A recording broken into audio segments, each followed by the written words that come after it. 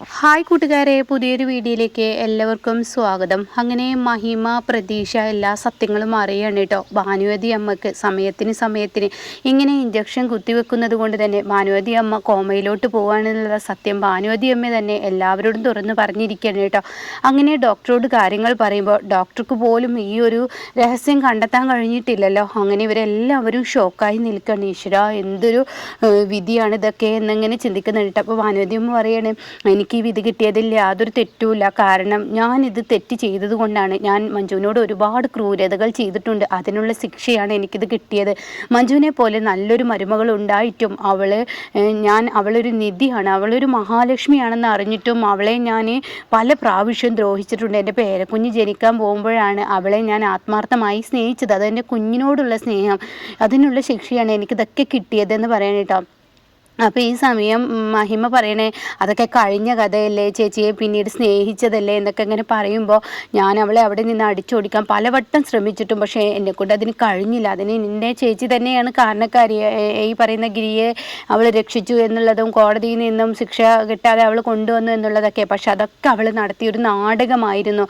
അവൾ ഈ ഒരു സത്യങ്ങൾ പുറത്ത്, അതായത് ഗിരിയെ ഉന്നം വെക്കാൻ വേണ്ടി ഉണ്ടാക്കിയെടുത്ത ഒരു ഇതായിരുന്നു എന്ന് പറയണം കേട്ടോ. അപ്പോൾ എന്താ എനിക്ക് മനസ്സിലായില്ല എന്ന് പറയാം കേട്ടോ. അപ്പോൾ ആ സത്യം അവിടെ വെളിപ്പെടുത്താണ്. അതായത് അന്ന് ഗിരിയുടെ വീട്ടിലോട്ട് കയറിപ്പറ്റാൻ അവളെടുത്ത തന്ത്രം, അതായത് ഗോപാലനും അവളും കൂടി പീതാംബരനും കൂടി ഇങ്ങനെ ഈ സത്യങ്ങൾ പറയാൻ വേണ്ടി ഗോപാലൻ ഇവരുടെ മുന്നിലോട്ട് വരുന്ന ഒരു എപ്പിസോഡ് നമ്മൾ കണ്ടത് ഓർക്കുന്നില്ലേ? ആ ഒരു എപ്പിസോഡിൽ പറയുന്നുണ്ടല്ലോ, അവിഹിതമുണ്ടെന്ന് പറഞ്ഞിട്ട് ഇങ്ങനെ ഉണ്ടാക്കി ഗിരിയെ ജയിലിലടക്കാൻ പറ്റിയ ഏറ്റവും നല്ല മാർഗ്ഗമാണ് എന്നൊക്കെ ഗോപാലൻ പറയുമ്പോൾ ശരി, ഞാനത് ഏറ്റെടുത്തോളാം എന്ന് പറയണ്ടല്ലോ. പക്ഷേ ആ സമയം പ്രീതിയുടെ ലക്ഷ്യം ഇതായിരുന്നു. അങ്ങനെ പീതാംബരനും പ്രീതിയും കൂടി ഇങ്ങനെയാണ് പറ്റിയത് എന്നടക്കം എല്ലാ രഹസ്യങ്ങളും ഭാനുവതി അമ്മ ഇനി ഒരിക്കലും എണീക്കില്ലെന്ന് വിചാരിച്ച് പ്രീതി ഓരോ ദിവസവും ഇതിങ്ങനെ പറയുകയാണ് കേട്ടോ. പക്ഷെ ഇതൊക്കെ തനിക്ക് തിരിച്ചടിക്കുമെന്ന് പ്രീതി ഒരിക്കലും വിചാരിച്ചില്ല കേട്ടോ. അങ്ങനെ മഹിമയോട് എല്ലാ സത്യങ്ങളും ഭാനുവതി അമ്മ പറയാണ്, ഇങ്ങനെയാണ് ഉണ്ടായത്. അപ്പോൾ ഇതൊക്കെ പ്രതീക്ഷയും കേൾക്കുന്നുണ്ട് കേട്ടോ. അപ്പോൾ ഇവിടെ എൻ്റെ മോന് നിരപരാധിയാണ്. എൻ്റെ മോന് ഊണിലും ഉറക്കത്തിലും ഏത് സമയം പ്രതീക്ഷ മോൾക്കും മഞ്ജുവിനും വേണ്ടി മാത്രം ജീവിച്ച ഒരു വ്യക്തിയാണ്. എൻ്റെ കുഞ്ഞ് അറിയാതെ പോലും മഞ്ജുവിനെ സ്നേഹിക്കാതിരുന്നിട്ടില്ല. അവൻ കുഞ്ഞുനാളിലെ അവൻ പഠിക്കുന്ന ആ സമയം മുതലേ മഞ്ജുവിനോടുള്ള പ്രണയമാണ്.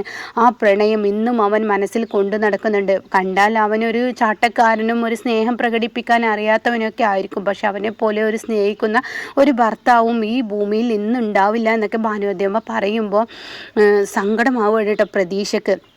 അങ്ങനെ മഞ്ജുവിനെ കുറ്റം പറയാൻ പറ്റില്ല. ഈ ഒരു സമയം ഏതൊരു പെണ്ണും ഇങ്ങനെയൊക്കെ കേട്ട് കഴിഞ്ഞാൽ അവളും അത് വിശ്വസിച്ചു പോകും. ഒരു കിടപ്പറയിലല്ലേ ഇങ്ങനെയൊക്കെ ഉണ്ടായത്, അപ്പോൾ അത് അവളും വിശ്വസിച്ചു പോയി. അതിനൊക്കെ കാരണക്കാരി പ്രതീക്ഷയാണ്. അതിനൊരു ചെറിയൊരു കാരണക്കാരി ഞാനും ഉണ്ട്. കേട്ടത് അന്ന് തന്നെ മഞ്ജുവിനോട് പറഞ്ഞ് അതിൻ്റെ സത്യാവസ്ഥ എന്താണെന്ന് തെളിയിക്കണമായിരുന്നു. പല സത്യങ്ങളും എനിക്ക് കൈവിട്ടു പോകുമെന്ന പേടിയിൽ ഞാനത് പറഞ്ഞില്ല. മഞ്ജു കൈവിട്ടു പോകുമോ എന്ന പേടിയിൽ ഞാനും ഗിരിയൊക്കെ പലതും മറച്ചു വെച്ചു. അതിന് കിട്ടിയ ശിക്ഷയാണെന്ന് പറയട്ടോ. ഇത് കേൾക്കുന്ന മഹിമ പറയണേ, എല്ലാ സത്യങ്ങളും ഭാനുവതി അമ്മ പറഞ്ഞല്ലോ, ഡോക്ടർ സാക്ഷിയുണ്ടല്ലോ, മകളും സാക്ഷിയുണ്ടല്ലോ, അതുകൊണ്ട് ഇനി നമുക്ക് നേരം വൈകിക്കാൻ പാടില്ല, ഇനി ഗിരിയേട്ടനെ അറിയിക്കണമെന്ന് പറയട്ടോ. അപ്പോൾ ഇത് കേൾക്കുന്ന ഭാനുവതി അമ്മ പറയാണ്, അല്ല, എൻ്റെ മോനെ അറിയിക്കുന്നതിന് മുന്നേ എനിക്ക് എൻ്റെ മഞ്ജുവിനോട് ഇക്കാര്യങ്ങളൊക്കെ ഒന്ന് തുറന്ന് പറയണം. നീ മഞ്ജുവിനെ വിളിക്കുമോ എന്ന് ചോദിക്കാൻ കേട്ടോ. അങ്ങനെ മഞ്ജുവിനെ പെട്ടെന്ന് മഹിമ വിളിക്കുകയാണ്. അപ്പോൾ എന്താ മോളെ ഈ സമയം ഹോസ്പിറ്റലിലോട്ട് ഞാൻ എന്തിനാ വരുന്നത്? അത് കേട്ട ഉടനെ തന്നെ ചേച്ചി ഭാനുവതി അമ്മക്ക് സീരിയസ് ആണ്, പെട്ടെന്ന് എത്തണം എന്ന് പറയണ്ട. അപ്പോൾ അത് കേൾക്കുന്നതിനോടുകൂടി താൻ അവിടോട്ട് ഓടിയെത്തുന്ന രംഗമാണ് കേട്ടോ. അപ്പോൾ ഭാനുവതിയമ്മയോട് പറയുന്നുണ്ട്, ചേച്ചി എത്രയായാലും ഭാനുവതിയമ്മയെ ആത്മാർത്ഥമായി ഒരു അമ്മയെ പോലെ തന്നെ സ്നേഹിച്ചിട്ടുണ്ട്. ഞങ്ങൾക്കൊരു അമ്മയില്ലാത്ത ആ സ്ഥാനത്ത് ഭാനുവതിയമ്മയാണ് ഞങ്ങളെല്ലാവരും കണ്ടിട്ടുള്ളത്. ഭാനുവതിയമ്മ പറയണേ, എനിക്കത് അറിയാം. കാരണം എൻ്റെ പേരക്കുഞ്ഞിനെ കാണിച്ചു തരാനുള്ള അവളുടെ മനസ്സുണ്ടല്ലോ, അത് പറയാതിരിക്കാൻ വയ്യ എന്നൊക്കെ ഇങ്ങനെ പറയുന്നുണ്ട് കേട്ടോ. എന്നെക്കൊണ്ട് പറ്റുന്ന രീതിയിൽ അവൾ ഇടയ്ക്കിടയ്ക്ക് എന്നെ വന്ന് കാണുകയും നോക്കുകയൊക്കെ ചെയ്യുന്നുണ്ട്. അതിലും എനിക്ക് സന്തോഷമുണ്ട് എന്ന് പറയുമ്പോഴാണ് കേട്ടോ മഞ്ജു ഓടിക്കൊണ്ട് വരുന്നത്. ഭാനുവതിയമ്മക്ക് എന്ത് പറ്റിയെന്ന് ചോദിക്കാൻ കേട്ടോ. ആ സമയം കാണാം ഭാനുവതിയമ്മ എണീറ്റിരിക്കുന്ന ഭാനുവതിയമ്മയെ കാണുമ്പോൾ ഉടൻ തന്നെ എന്താ ഇവിടെ സംഭവിച്ചതെന്ന് അറിയാതെ മഞ്ജു ഇങ്ങനെ തൻ്റെ കണ്ണുകൊണ്ട് അന്താളിപ്പോട് കൂടി ഇങ്ങനെ അങ്ങോട്ടും ഇങ്ങോട്ടും നോക്കണം കേട്ടോ. അപ്പോൾ ഉടൻ തന്നെ എന്താ എന്താ അമ്മേ എന്ന് ചോദിക്കുമ്പോൾ ഉടൻ തന്നെ മഞ്ജുവിനോട് പറയണ ചേച്ചി ഭാനുവതിയമ്മക്ക് ഒന്നും സംഭവിച്ചില്ല, ഭാനുവതിയമ്മ പഴയ ഭാനുവതിയമ്മ ആയിരിക്കുന്നു. അപ്പോൾ ഇതെങ്ങനെ സംഭവിച്ചു, ഇതെന്താ ഗിരിയേട്ടനെ അറിയിച്ചോ എന്നൊക്കെ ചോദിക്കുമ്പോൾ ഉടൻ തന്നെ ഭാനുവതിയമ്മ മോളെ നീ ഇവിടെ വന്നേ, നിന്നോട് കുറച്ച് കാര്യങ്ങൾ എനിക്ക് തുറന്നു പറയാനുണ്ടെന്ന് പറഞ്ഞിട്ട് ഇത് കേട്ട ഉടൻ തന്നെ അമ്മയ്ക്ക് എന്താ. അപ്പോൾ ഉടൻ തന്നെ ഇതൊക്കെ ആ കാളകൂടെ വിഷമായ പ്രീതിയില്ല, വൃത്തികെട്ടവൾ, ആ കുരിപ്പ് എന്ന് അവൾ നമ്മുടെ മോളെ വിളിച്ചില്ല, ആ കുരിപ്പ് തന്നെയാണ് ഭാനുവതിയമ്മയെ ഈ ഒരു അവസ്ഥയിലാക്കിയത്.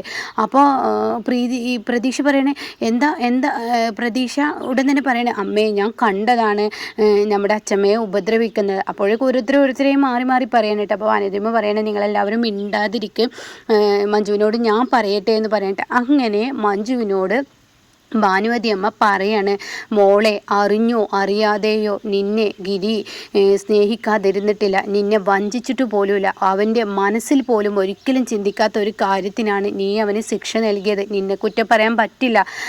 ആ വൃത്തികെട്ടവളില്ലേ കാളക്കൂടെ വിഷമായ ആ യക്ഷി മൂദേവിയില്ലേ, അവളാണ് ഇതൊക്കെ ചെയ്തു കൂട്ടിയത്. അവളെല്ലാവരെയും തെറ്റിദ്ധരിപ്പിക്കാനുള്ള ആ ഒരു കഴിവ് അവളിലുണ്ട്.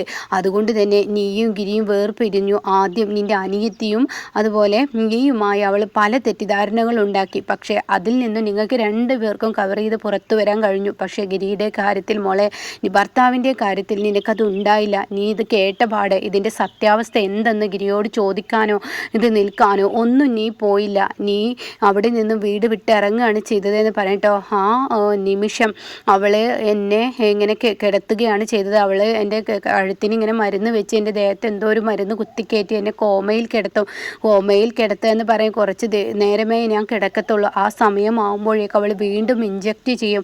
അത് മോളെയും കൊണ്ട് ഇനി ആ വീട്ടിലോട്ട് വന്നപ്പോൾ പല പ്രാവശ്യം വന്നപ്പോൾ നീ കണ്ടിട്ടില്ലേ, എൻ്റെ കുഞ്ഞിനെ കാണുമ്പോൾ ഞാൻ കൈ ഉയർത്താനോ സംസാരിക്കാനോ ഒക്കെ ഒരുങ്ങുകയാണ്. അപ്പോഴേക്കും അവൾ എൻ്റെ ദേഹത്ത് ഇഞ്ചക്ഷൻ ചെയ്യുമെന്ന് പറഞ്ഞിട്ട് ഇതൊക്കെ കേൾക്കുമ്പോൾ അമ്മ എന്താ ഈ പറയുന്നതൊക്കെ സത്യമാണോ? അതെ, അവളെന്നോട് ചെയ്ത ചതിയാണ്. പിന്നെ എൻ്റെ കുഞ്ഞിനെ അറിഞ്ഞോ അറിയാതെയോ ഒന്നും ദ്രോഹിച്ചിട്ടില്ല.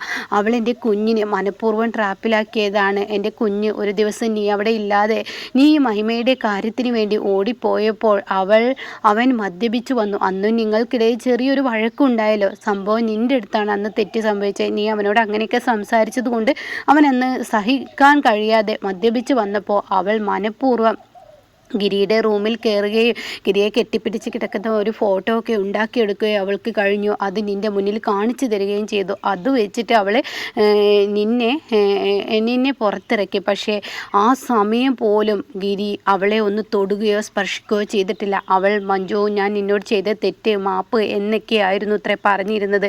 ഇത് അമ്മയ്ക്ക് ഇങ്ങനെ അറിയാമെന്ന് ചോദിക്കുകയാണ് കേട്ടോ. ഇത് അവൾ എൻ്റെ മുഖത്ത് നോക്കി പറഞ്ഞതാണ് മോളെ. അതുമാത്രമല്ല അന്ന് പെണ്ണുകേസിൽ എന്ന് പറഞ്ഞിട്ട് ഗിരി ആരോ പീഡിപ്പിച്ച് ഈ പറയുന്ന പ്രീതിയെ പീഡിപ്പിച്ചെന്നൊക്കെ പറഞ്ഞ് പ്രീതി മൊഴി മാറ്റി പറഞ്ഞതൊക്കെ ഓർക്കുന്നു നീ?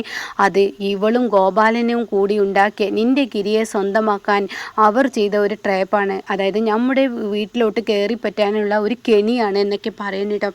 അങ്ങനെ ഈ സത്യങ്ങളെല്ലാം കേൾക്കുമ്പോൾ മഞ്ജു അവളെൻ്റെ ഗിരിയേട്ടനെ ഞാൻ ഇത്രക്കാലം എൻ്റെ കുഞ്ഞും ഗിരിയേട്ടനും അവളിൽ നിന്ന് അകന്നു പോയതിന് ഈശ്വരാ ഈ പാപം ഞാൻ ഏത് പുഴയിൽ കൊണ്ടേ കഴുകി കളയാ പാവം മനുഷ്യനെ ഈ തരത്തിൽ വേദനിപ്പിച്ചല്ലോ. എൻ്റെ കുഞ്ഞിൻ്റെ ചെറുപ്പകാലം എൻ്റെ ഗിരിയേട്ടനെ കാണാൻ കഴിഞ്ഞില്ലല്ലോ. ഈശ്വരാ എന്തൊരു വിധിയാണിത് എന്ന് ഇങ്ങനെ പറയാൻ കേട്ടോ. പിന്നീട് ഒന്നും നോക്കില്ല, എനിക്കിപ്പോൾ അവളെ കാണണമെന്ന് പറഞ്ഞ് അവിടെ നിന്നും ഇറങ്ങുകയാണ്. അങ്ങനെ പ്രീതിയുടെ കഴുത്തിന് പിടിക്കുന്നുണ്ട് കേട്ടോ.